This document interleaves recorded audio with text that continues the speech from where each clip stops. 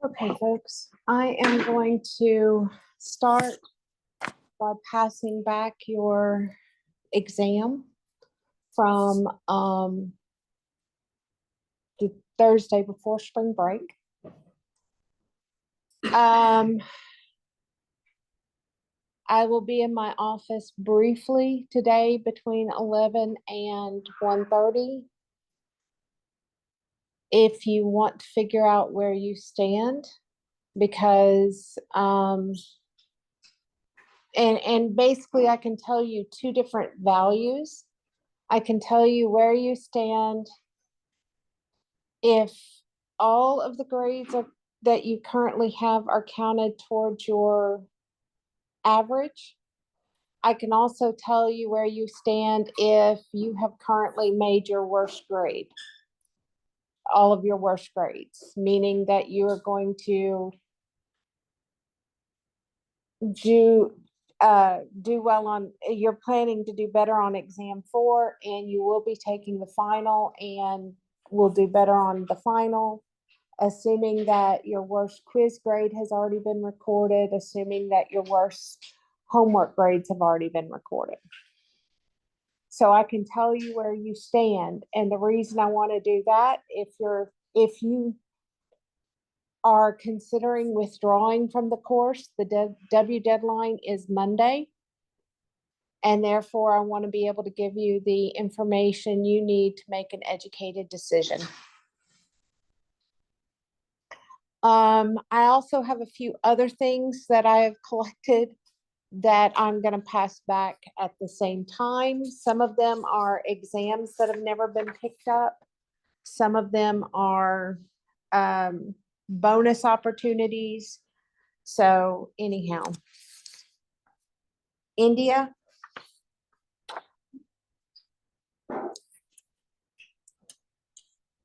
Kaylee Calloway.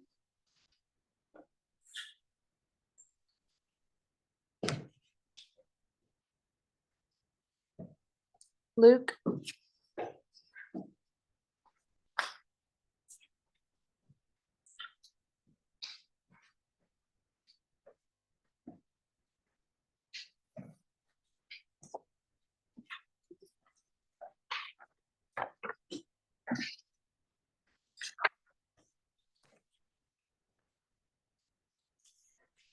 Gavin. Adriana Dent.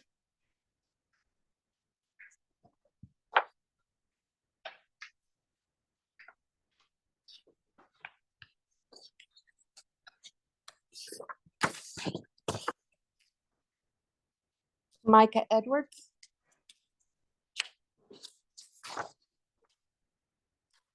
Dawson Gatlin. Rebecca Grimmett.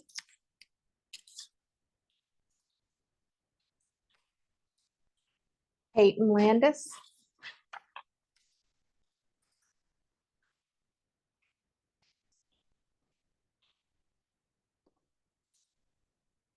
Drake Wynn.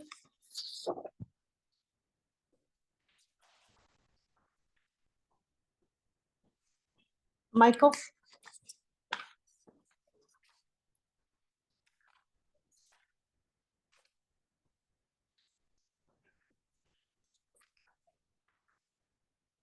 Maya.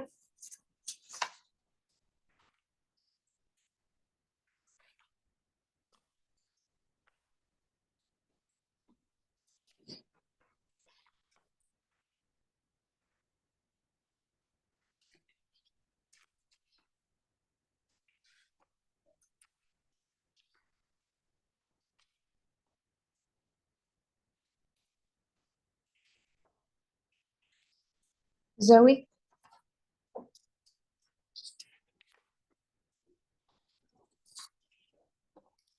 Taylor Warren? Kaylee Wilson?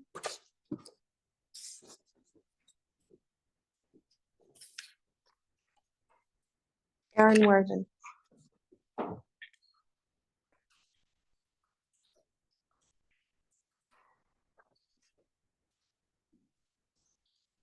The most missed set of problems on the test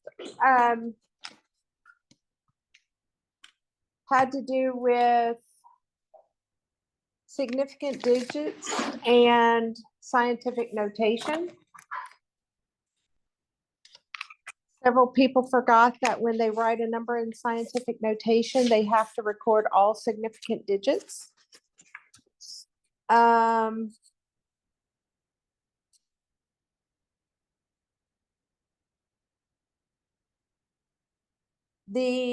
Another set of questions that was frequently missed had to deal with the metric prefix system.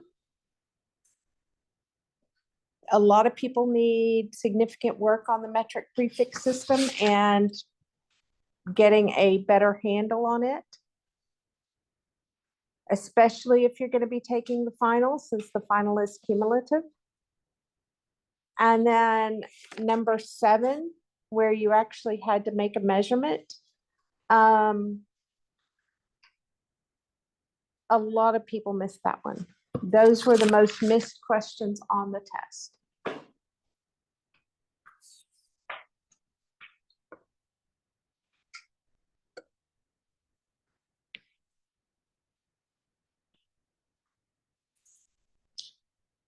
Questions?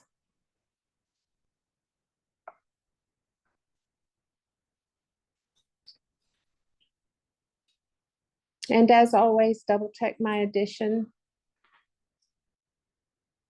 Make sure that, and I will be posting the answer key, but it'll probably be Monday before I get the answer keys posted.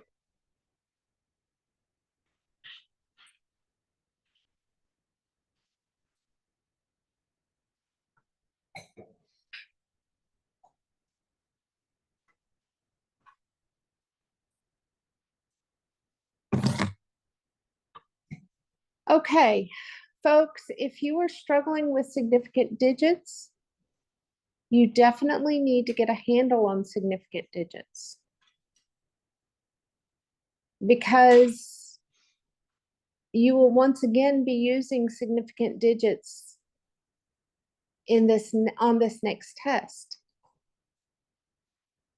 This next test is probably going to be, I won't say it'll be the toughest test.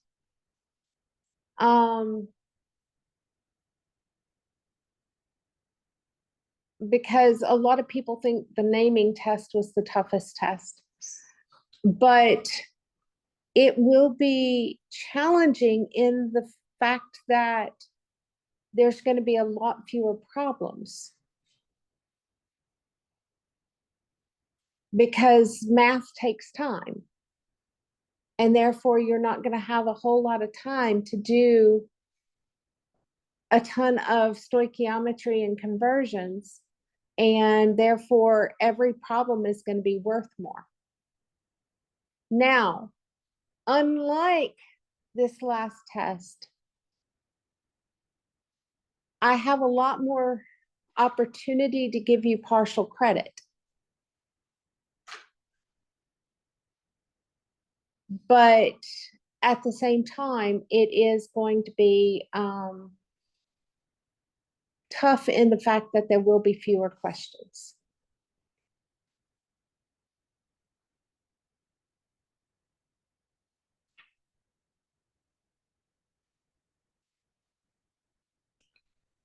Okay, so what we're going to begin today,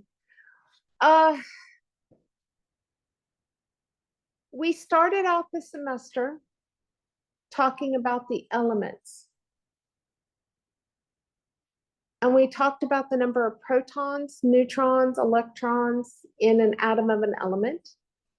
We talked about how to determine the mass number and how to determine the atomic number for the atom of the element. We then went on to discuss how the average atomic mass for an atom of an element is derived.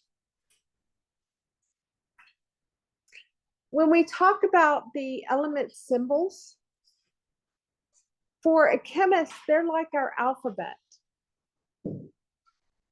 Everything is made up of those 118 symbols that are found on the periodic table. So they're like our alphabet. We then went on to combine those symbols to make compounds. When you make the formula of a compound, it's a lot like a word to a chemist. A word is a combination of the alphabet. Well, a compound's formula is a combination of a chemist's alphabet.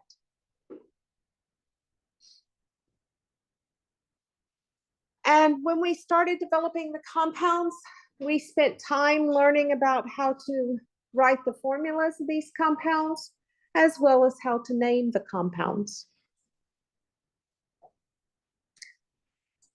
Then we took a short jaunt into some basic mathematical skills that are applicable to chemistry. And some of those basic mathematical skills that were applicable to chemistry include significant digits. It includes conversions using the metric prefix conversions.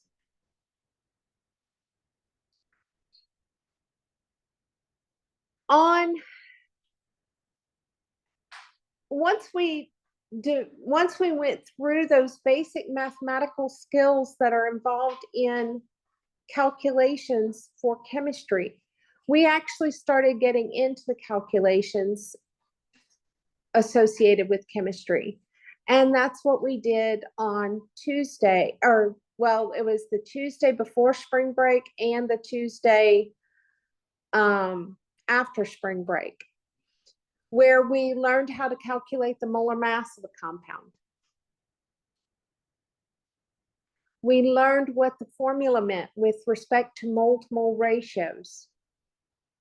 We discussed Avogadro's number.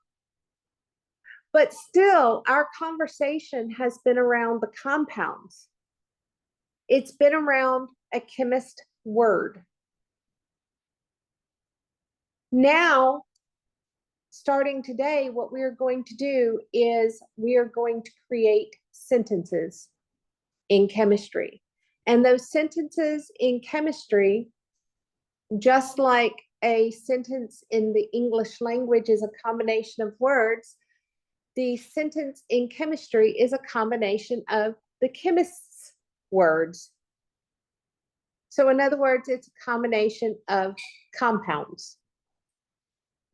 Now, chemical reactions are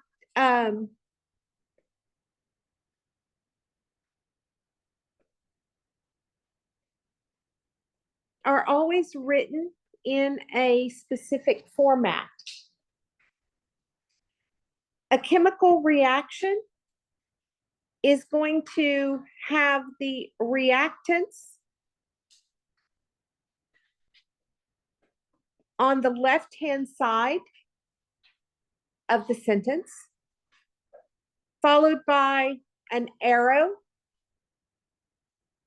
and then followed by the products on the right-hand side of the sentence. Reactants are the substances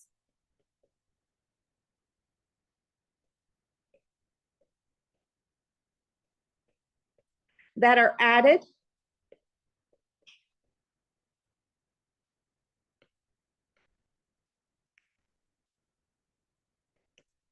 to a flask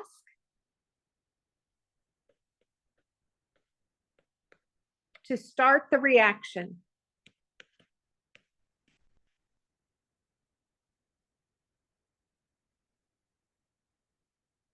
which, by the way, I will represent reaction a lot of times as RXN. The products are the substances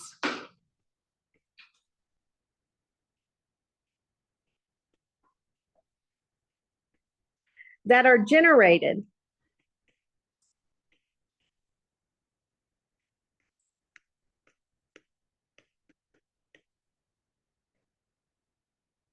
as a result of the reaction.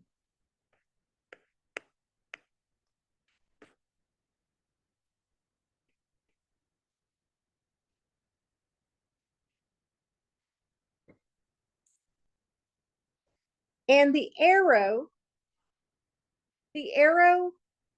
has several terms that are used to describe the arrow. The arrow can mean yields, produces, or in a balanced chemical equation,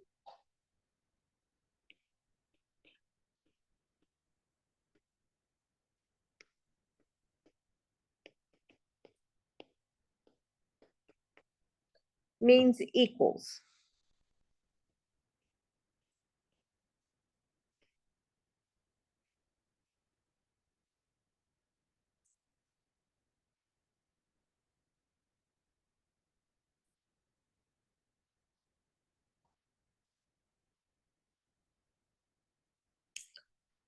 So a new concept was just brought up in this last term, and that is this concept of a balanced chemical reaction.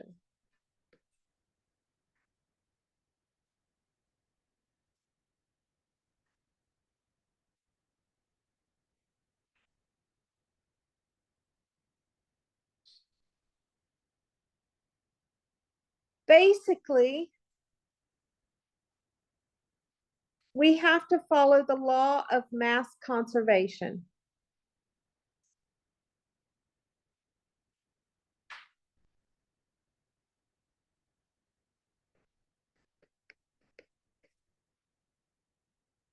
Which says that matter cannot be created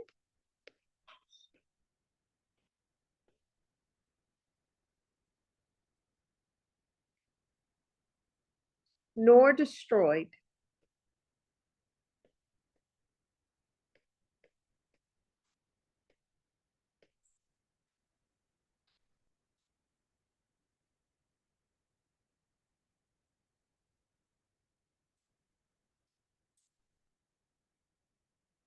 And by that, by the term matter, we are referring to mass. Now, if you'll recall, each element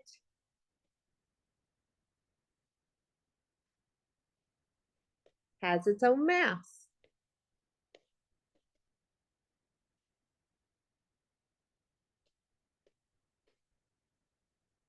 That is referred to as the average atomic mass.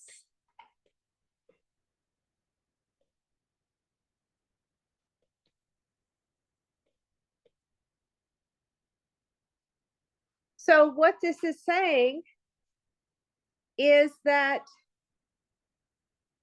if matter cannot be created nor destroyed and each element has its own mass, that means that the number of elements on the reactant side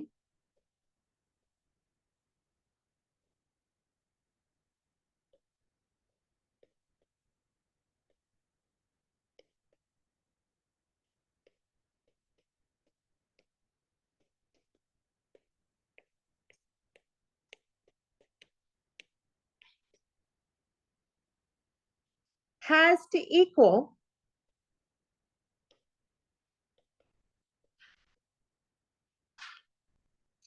the number of that element on the product side.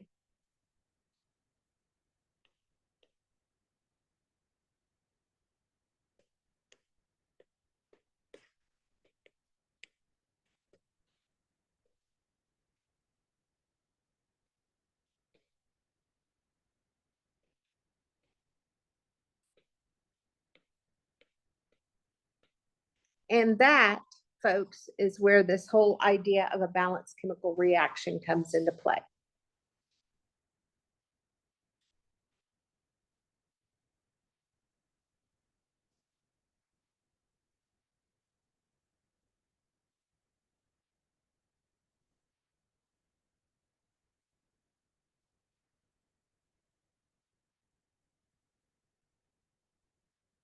Questions about definitions at this point?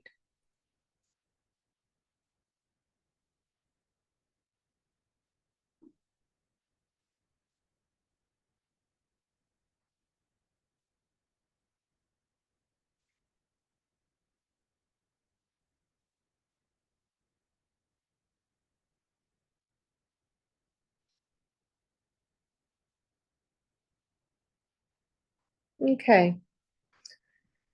Then we're going to talk about the process for balancing a chemical reaction.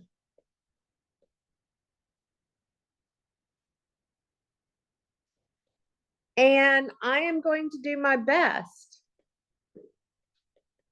to give you as many hints as possible. But a balanced chemical reaction is a lot like a puzzle. When you are building a puzzle, a lot of times it's trial and error. Again, I'm going to give you some hints that hopefully will help you get through this balanced chemical reaction. But some of it is going to be trial and error.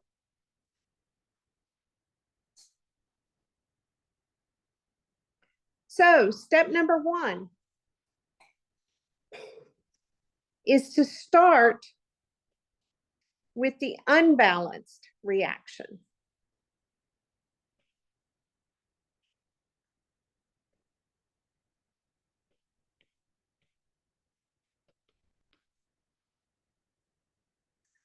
And when you do this, specifically what you need to do is you need to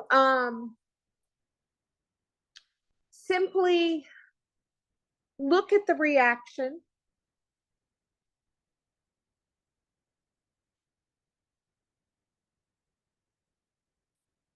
to determine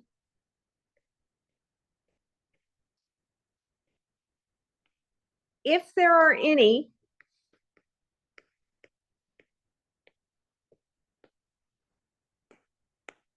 polyatomic ions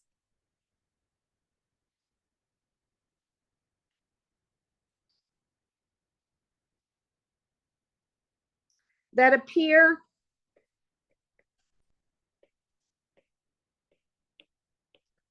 on the reactant side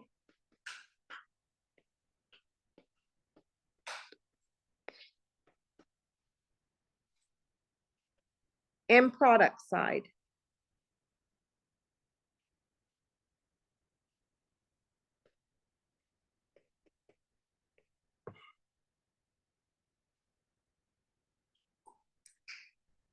Step 2 is to make a list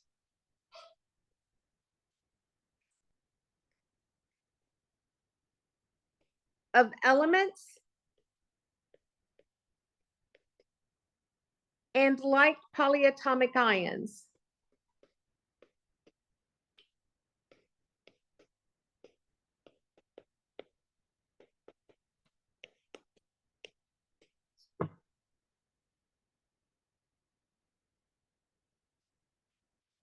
Step number 3 is to determine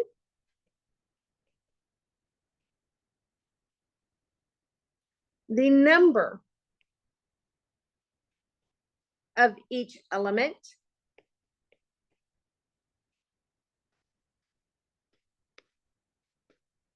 or polyatomic ion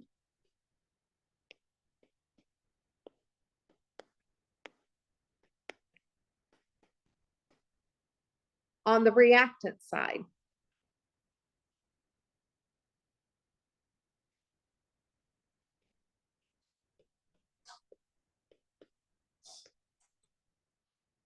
Step number 4 is to determine the number of each element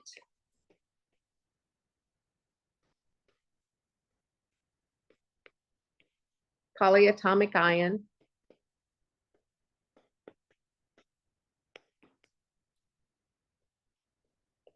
on the product side.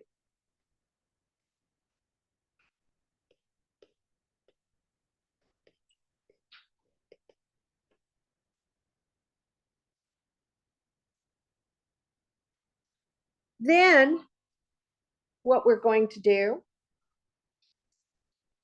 is we're going to start adjusting the number of each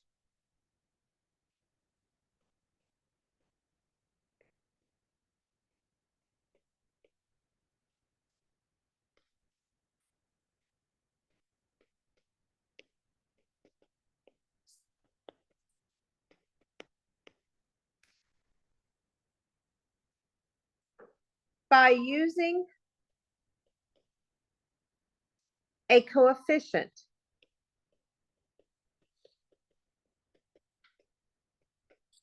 So that the two sides of the reaction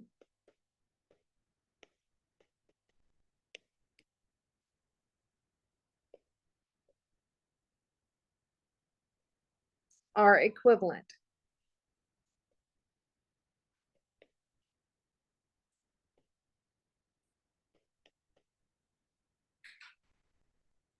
Now with this, there is a hint.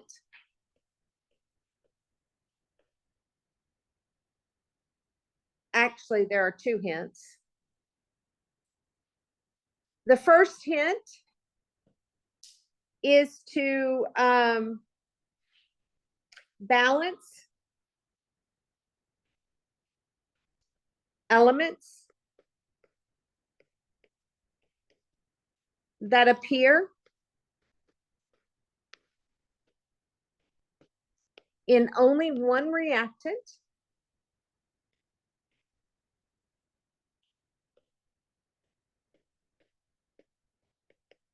and in only one product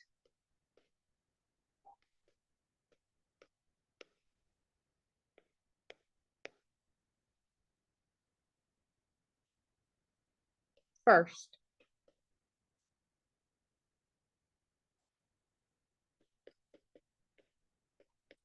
The second hint is to save compounds or save elements that appear in a compound by themselves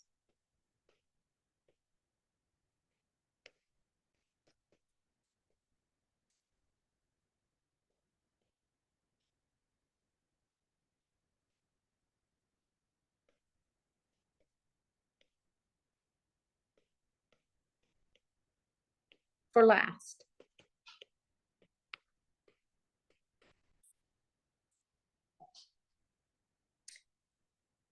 Finally, step 6 is to review the reaction to ensure that the coefficients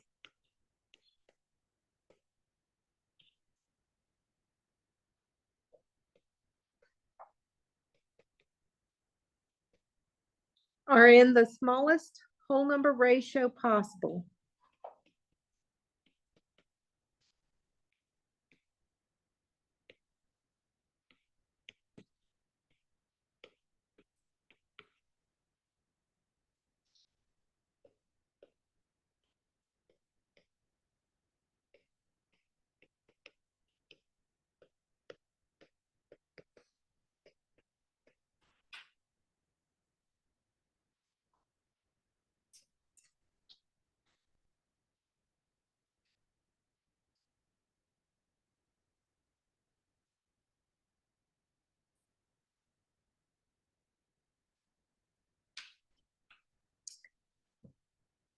Okay, what we're gonna do is we're gonna do some.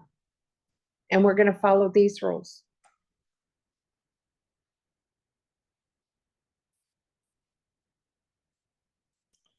So let's look at the equation. K plus B2O3 goes to make K2O plus B. Or in other words, potassium plus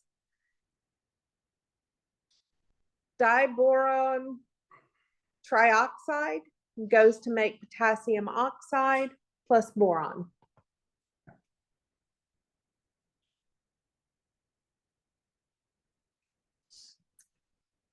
The first thing I'm going to do is I'm just going to take a moment and look at this equation, and specifically what I'm looking for is polyatomic ions.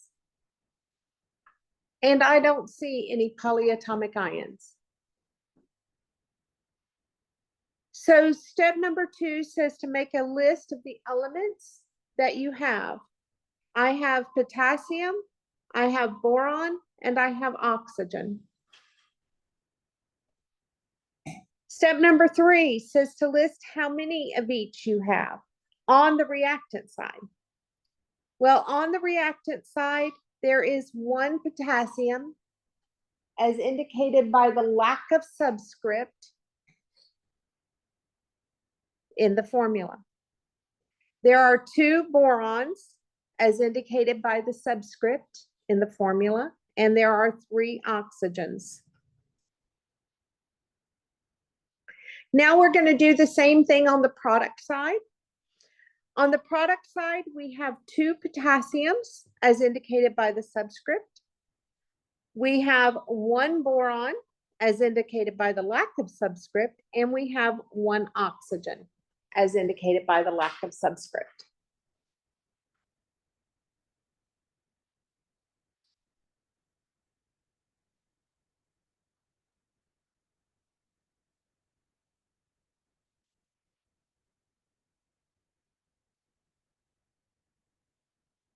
The next thing we're supposed to do is we're supposed to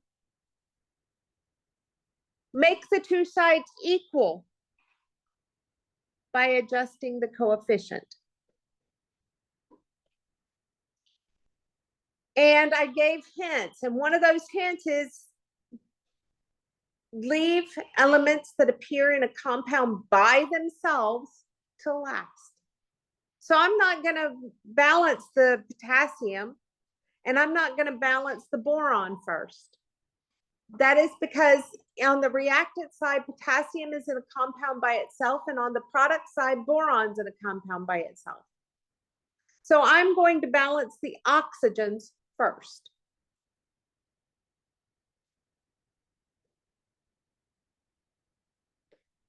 On the reactant side, I have 3 oxygens. On the product side, I have 1. To make the product side and the reactant side equivalent, I would need to multiply the product side through by 3.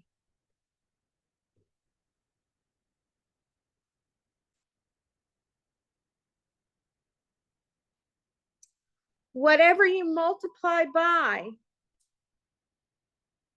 becomes the coefficient. And the word coefficient, which I haven't described up to this point, is the number that comes before the formula. You never change the formula. You can only change the number that comes before the formula. Now, what that 3 means, this 3 K2O means that we have 3 molecules of K2O. So what you will see is, yes, we obtained 3 oxygens, but we also changed the number of potassiums. We now have 6 potassiums. Whoops, I didn't mean to use that, but that's okay.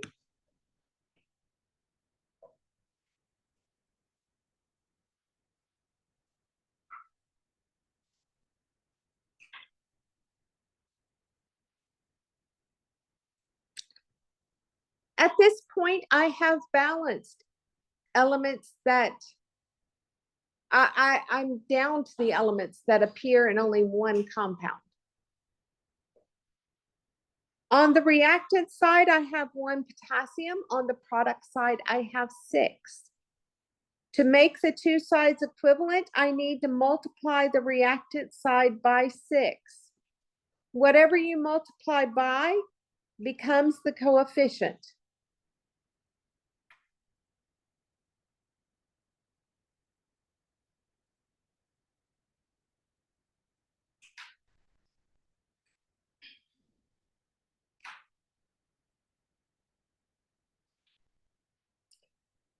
The potassium is now balanced. The oxygens are balanced, but my borons are not balanced. On the reactant side, I have 2 borons. On the product side, I have 1 boron.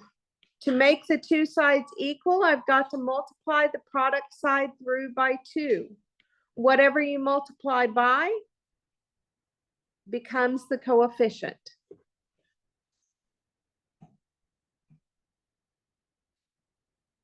Part of the reason I said this is a puzzle is because basically you got to go back and forth and back and forth and back and forth.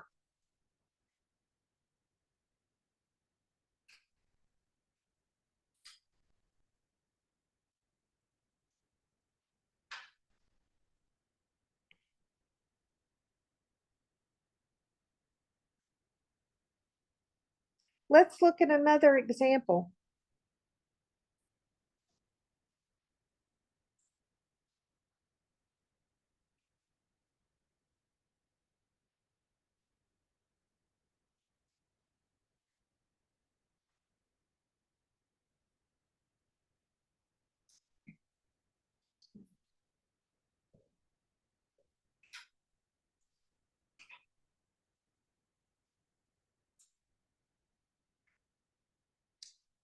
Okay. Step number 1, I'm just going to take a moment and look at this equation. And when I look at this equation, I don't find any polyatomics. That's the main thing I'm looking for in that step. That first step is, are there any polyatomic ions? And there aren't. So then I'm going to list out my elements. I have sodium and I have oxygen.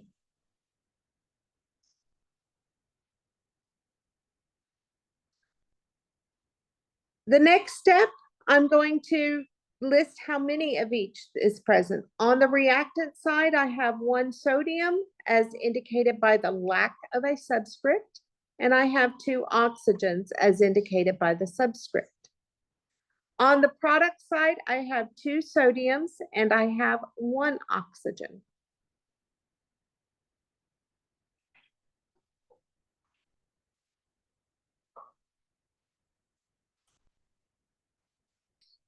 The next thing I'm supposed to do is I'm supposed to start balancing this reaction by altering the coefficients.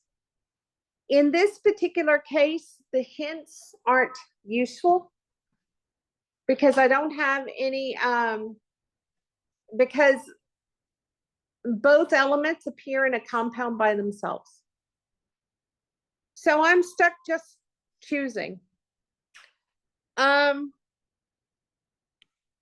And I'm going to choose the oxygen. On the reactant side, I have 2 oxygens. On the product side, I have 1. To make the two sides equal, I need to multiply the product side through by 2.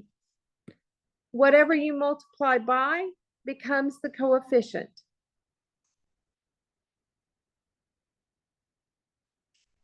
Now, again, what that 2 means is I have 2 of those molecules, Na2O. So yes, I wound up with 2 oxygens, but I also wound up with 4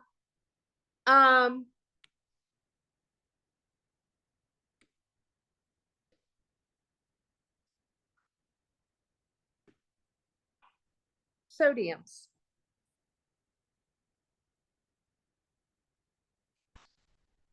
Now my sodiums are not balanced. On the reactant side, I have 1. On the product side, I have 4. To make the two sides equal, I've got to multiply the reactant side by 4. Whatever you multiply by becomes the coefficient.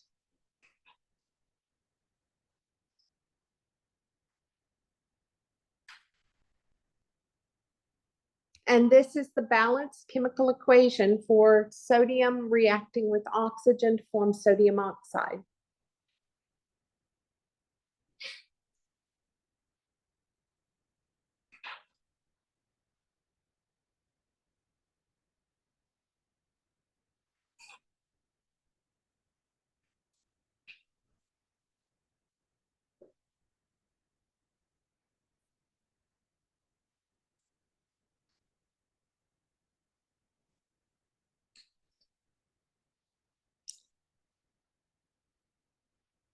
Let's look at another example.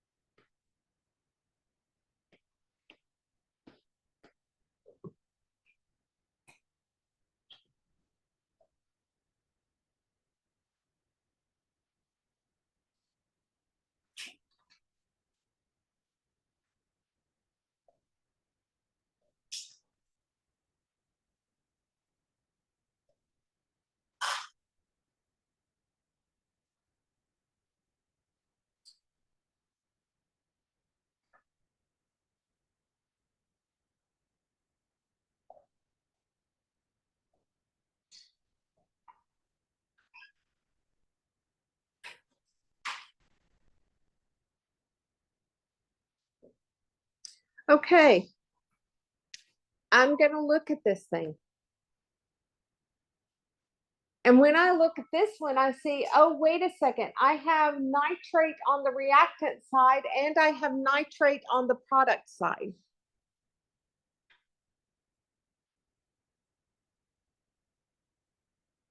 When I make my list, what that means is I'm going to keep the nitrate as a unit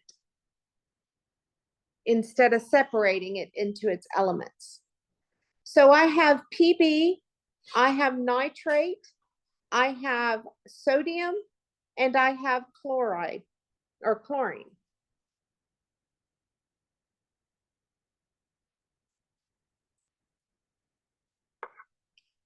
On the reactant side, I have 1 PB. I have 2 nitrates, as indicated by the subscript outside the parentheses.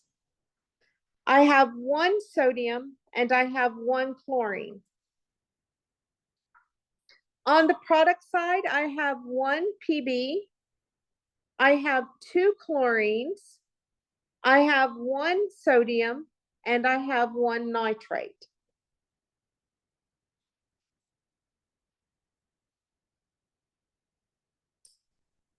Because the two sides are not the same, this is not a balanced reaction.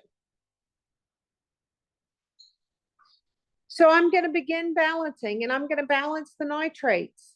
On the reactant side, I have 2 nitrates. On the product side, I have 1.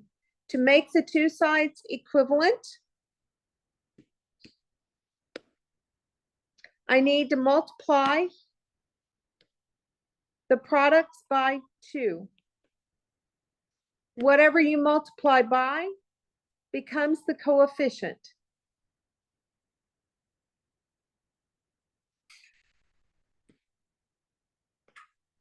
That 2 literally means that you have 2 NaNO3s.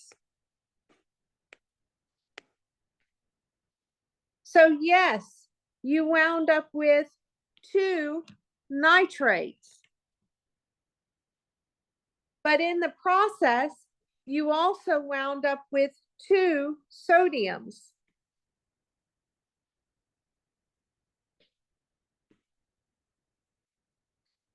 So the 2 are not equal. So I'm going to balance the sodium now. On the reactant side, I have 1 sodium. On the product side, I have 2. To make the 2 sides equal, I need to multiply the reactant side by 2. Whatever you multiply by becomes the coefficient.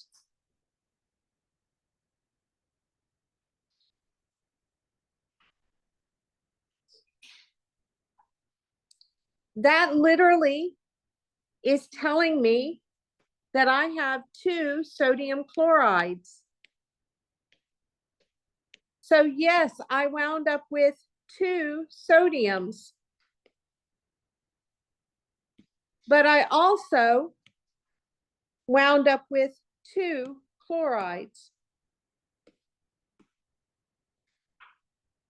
And now the equation is balanced.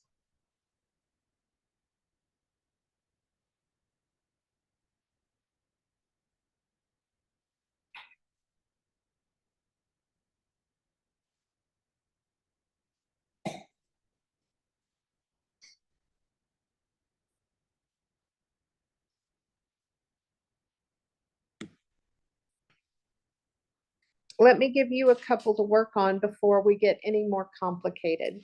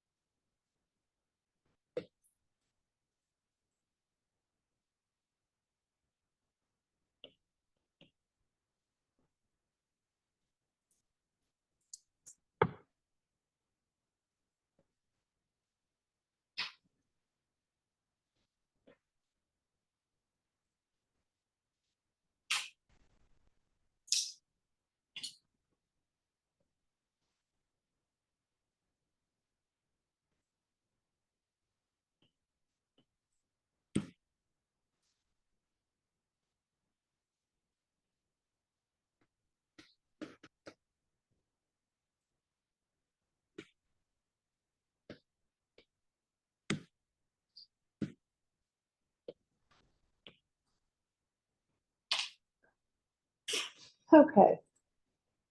So with the reaction of nitrogen with hydrogen to form ammonia, there were 2 nitrogens and 2 hydrogens on the reactant side and 1 nitrogen and 3 hydrogens on the product side. I started by balancing the nitrogen. On the reactant side, there were 2. On the product side, there was 1. In order to make the 2 sides equivalent, I had to multiply the product side by 2. What I multiplied by became the coefficient. But in getting my 2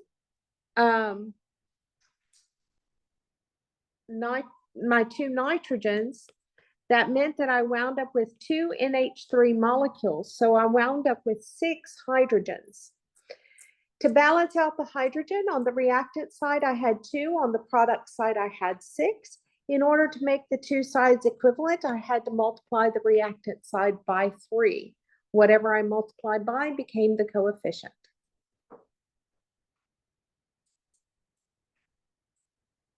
And so the balanced reaction is 1 nitrogen plus 3 hydrogens goes to make 2 ammonias. You could have started with the hydrogen, but it would have been much more difficult for most people. So,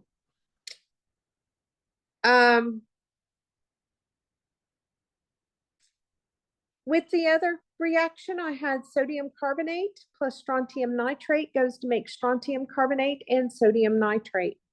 There were, on the reactant side, I had 2 sodiums, 1 carbonate, 1 strontium, and 2 nitrates.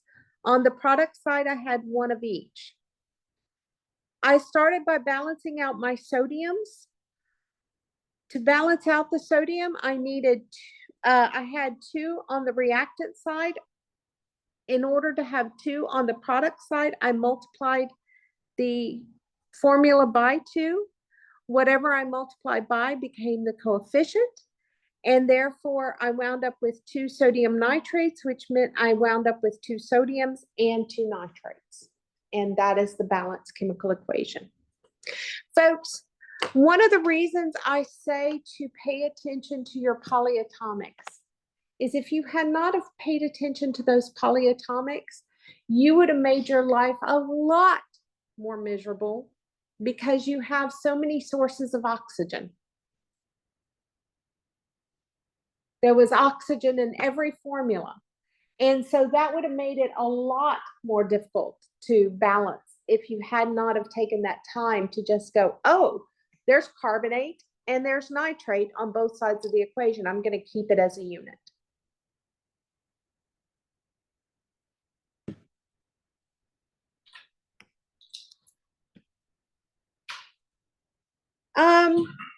Now, sometimes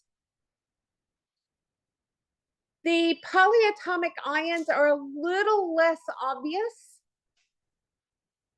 And I want to illustrate one where it is a little less obvious. Let's take the reaction of phosphoric acid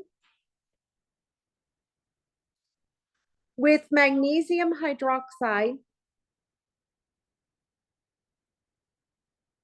to form magnesium phosphate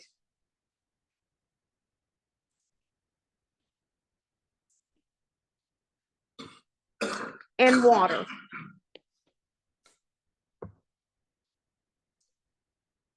For the most part, it's going to be the water molecule where the polyatomic is less obvious. But if you think, one way to think about water is, yes, we can think of it as H2O, but we can also think of it as HOH. And when you think of it in that format, you will see that it contains the polyatomic ion hydroxide.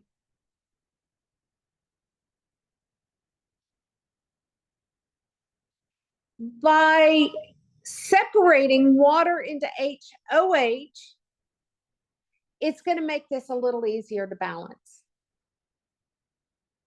So that's just another I wouldn't say it's a hint, but it's something that if you're struggling balancing it and it does contain a water molecule, try rewriting the water molecule as HOH and see if that helps to make it the balancing easier.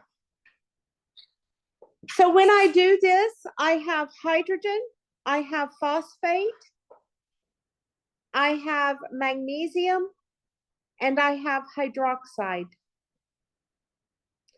On the reactant side, I have 3 hydrogens, 1 phosphate, 1 magnesium, and 2 hydroxides.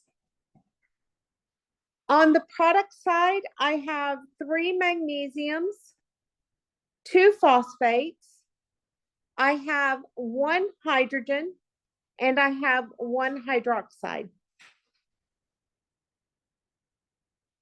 This is obviously not balanced.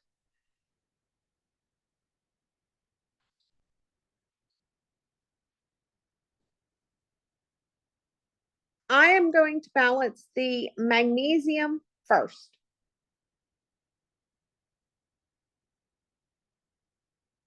What I'm trying to illustrate here is it really doesn't matter where you start. You can start with any of the items on the left-hand side.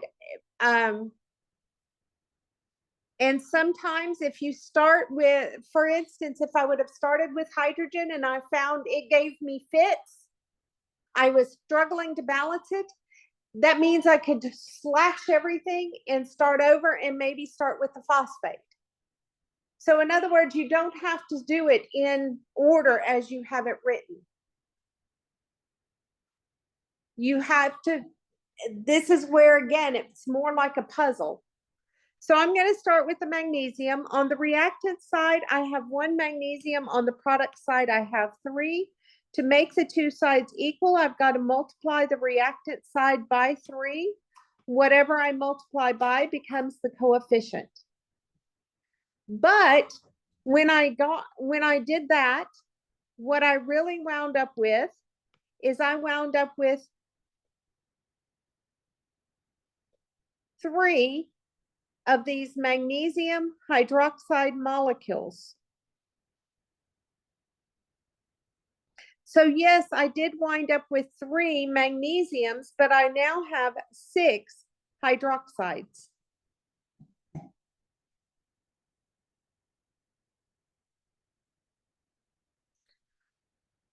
I'm also going to balance my I'm going to balance the phosphate next. On the reactant side, I have 1 phosphate. On the product side, I have 2 phosphates.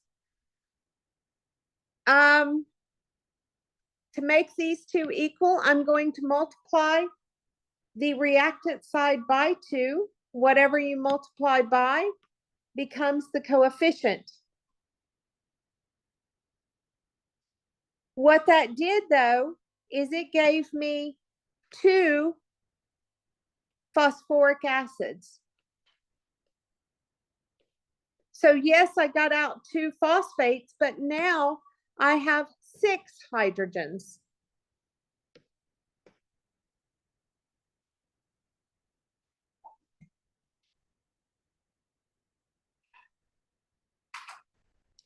Now I'm going to balance out the water or the hydrogen. On the reactant side, I have 6 hydrogens. On the product side, I have but 1. By multiplying the product side by 6, I wind up with 6 hydrogens. Whatever I multiply by becomes the coefficient. But basically, folks, what that gives me is it gives me 6 HOHs. So yes, I wound up with 6 hydrogens, but I also wound up with 6 hydroxides. And so this equation is balanced. So the balanced equation is 2 phosphoric acids plus 3 magnesium hydroxides goes to form magnesium phosphate plus 6 water molecules.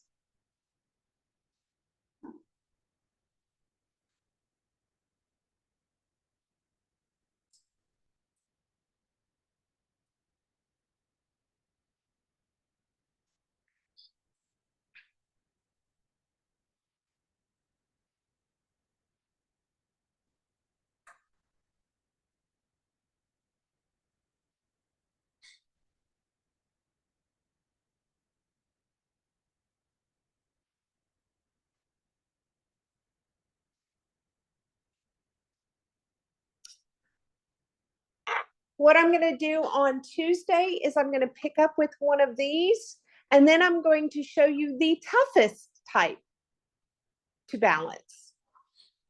And then we're going to balance I'm gonna give you bunches of, I'm gonna give you several reactions and let you balance it, because folks, this takes practice. It takes as much practice, if not more, than some other things for most people. So I will see you on Tuesday. Again, I'll be in my office from 11 to 1:30 today if you have questions about your grade.